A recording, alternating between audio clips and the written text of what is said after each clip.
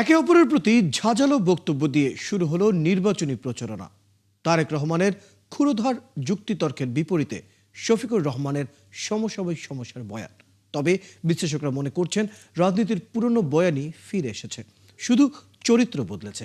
এভাবে চলতে থাকলে সংঘাতের আশঙ্কাও করছেন তারা। মোহন ইসলামের প্রতিবেদন।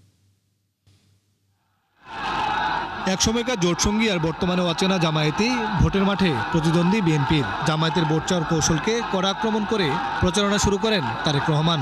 এই দিব ওই দিব বলছে, টিকিট দিব বলছে না, যেটার মালিক মানুষ না সেইটার কথা যদি সে বলে এক সেরে কি করা হচ্ছে, হচ্ছে না।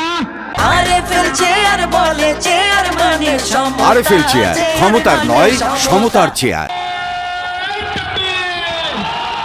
বিপরীতে 5 আগস্টের পর বিএনপিকে ঘায়েল করার পুরনো অস্ত্রে আস্থা শফিকুর রহমানের। ফেসিবাদের যে কষ্টটা আমরা আপনারা সকলে ভোগ করেছি, মেহেরবানি করে এই কষ্টটা কেউ আর জনগণকে দিবেন না, কিন্তু এখনো দিচ্ছেন। এমন পাল্টাপাল্টি অভিযোগের মধ্য দিয়েই শুরু হলো দল দুটির নির্বাচনী প্রচারণা। বোনদেরকে, দেশের যুব সমাজকে। এতদিন রাজনীতির মাঠে বিএনপি আর আওয়ামী লীগের পাল্টাপাল্টি বয়ান আর আক্রমণ শুনেই অভ্যস্ত ছিল মানুষ। জুলাই অভ্যুত্থানের পর প্রথম নির্বাচনে কি বদলে গেল সেই চিরচেনা দৃশ্য? যদিও বিশ্লেষকরা বলছেন বয়ান বদলায়নি, বদলেছে চরিত্র। বিএনপি নেতারা বলছে যে জামাতের স্বাধীনতা যুদ্ধের সময় তাদের কলঙ্ক আছে। এটা কিন্তু আওয়ামী লীগ বলতো আগে, যেহেতু বিএনপি জামাত জোট থাকতো। আবার বিএনপির বিরুদ্ধে দুর্নীতির অভিযোগ আওয়ামী লীগ করতো, এখন সেই দুর্নীতি চাঁদাবাজির অভিযোগ কিন্তু জামাত আনছে। এই নির্বাচনে জামায়াত, এনসিপি ও অন্যরা মিলে 10 দলীয় জোটের আত্মপ্রকাশ হয়েছে। একসময় বড় দলের সহযোগী জামায়াতি এখন জোটের নেতৃত্বে।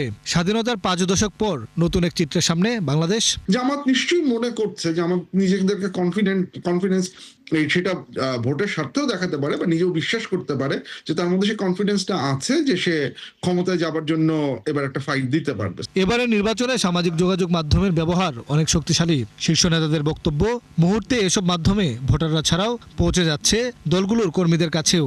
রাজনীতিতে এর একটা জোরালো প্রভাবও দেখছেন বিশ্লেষকরা। এই টেন্ডেন্সি যদি চলতে থাকে তাহলে সংঘাতের সম্ভাবনাকে আমি উড়িয়ে দিচ্ছি না, যে সেটার একটা বড় ধরনের সম্ভাবনা আছে। আগে পিছিয়ে অনেক কিছু আছে, তার একটা মানে একটা হয়তো সানানজল আছে কেন তিনি বলেছেন, কিন্তু এটা কেউ প্রচার করছে না, শুধুমাত্র ওই বাইটিং জিনিসটাই প্রচার করছে। ফলে ওটা ধরেই আসলে সহিংসতা হতে পারে আর কি।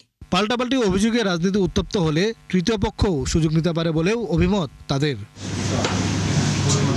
মোহন ইসলাম, 71, ঢাকা।